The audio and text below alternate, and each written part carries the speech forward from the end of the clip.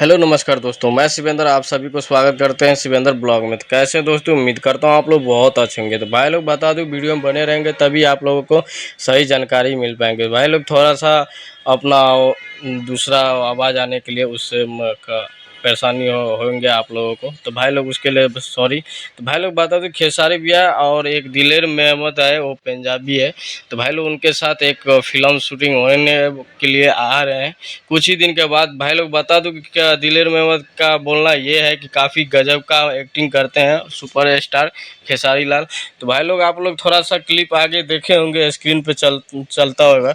तो भाई लोग बता दूं कि खेसारी भैया ये भी बोला है कि दिलेर मेहमद के साथ एक सॉन्ग भी अच्छा आने वाला है और बातचीत तो हो रहे हैं।